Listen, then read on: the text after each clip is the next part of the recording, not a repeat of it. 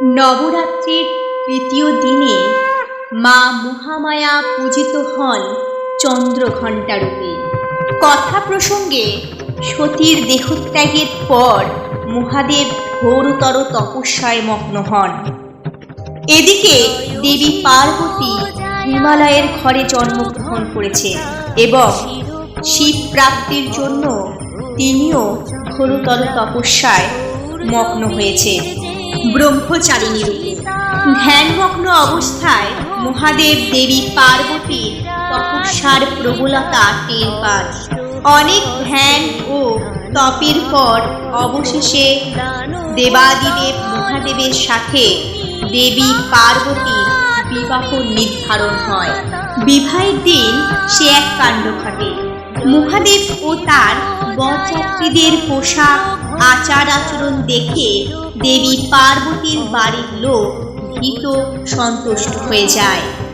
মহাদেবের ব্যাঘ্র ছাল পরিহিত সর্বাঙ্গে ছাই মাখা জটা ও গলায় সর্প দেখে বিস্মিত হয়ে পড়েন পার্বতীর বাড়ির লোকেরা।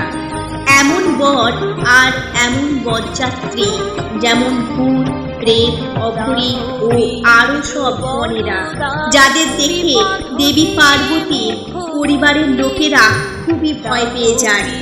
মাতা ময়নাবতী তো জ্ঞান হারালেন জামাতার এমন বেশ দেখে।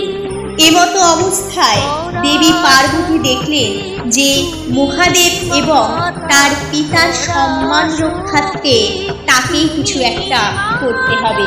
দেবী পার্বতী এক অদ্ভুত তেজস্বী রূপ ধারণ করলেন।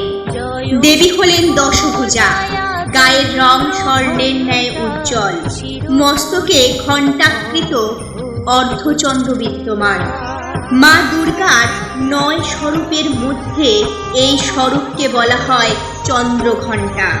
এই স্বরূপে দেবী মহাদেবের কাছে করজোড়ে প্রার্থনা করলেন যে, হে নাথ, আপনার এই অঘোর বেশ দেখে আমার পরিবার পরিজনেরা ভীত সন্তুষ্ট।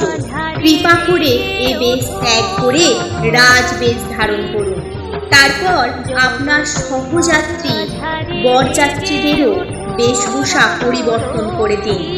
আমার মাতা যে অচৈতন্য, এদের দেখে মহাদেব মৃদু হেসে দেবী পার্বতীর অর্থাৎ দেবী চন্দ্রঘণ্টার কথায় রাজি হলেন। তিনি এক রাজকুমারের বেশ ধারণ করলেন, সাথে সাথে বরযাত্রীদেরও বেশভূষা পরিবর্তন করে দিলেন। এরপর দেবী চন্দ্রঘণ্টা ও মহাদেবের বিবাহ হলো খুব ধুমধাম করে। সমস্ত দেবতাগণ উপস্থিত, সকলের সম্মুখে মহাদেব এবং দেবী পার্বতীর বিবাহ সম্পূর্ণ হলো। দেবী চন্দ্রঘণ্টা আর মা দুর্গার স্বরূপ সমান।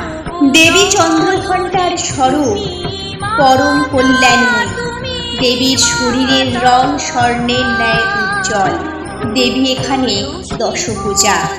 দেবী মাথায় চন্দ্রকে ধারণ করেন, তাই তিনি চন্দ্রঘণ্টা নামে পরিচিতা। দেবীর 10 হাতে কমণ্ডল, শঙ্খ, চক্র, গদা, পদ্ম, ধনুর্বাণ, ত্রিশূল আর জপের মালা থাকে। কল্যাণময়ী দেবী সকল ভক্তের মনোবাঞ্ছা পূর্ণ করেন। এই ছিল মা চন্দ্রঘণ্টার কাহিনী। মিশন পিওর সোল থেকে আমি মমিতা মিত্র। ভিডিওটি ধৈর্য সহকারে দেখার জন্য ধন্যবাদ। পুজো খুব ভালো করে কাটান, খুব ভালো থাকুন। ফিরছি খুব তাড়াতাড়ি।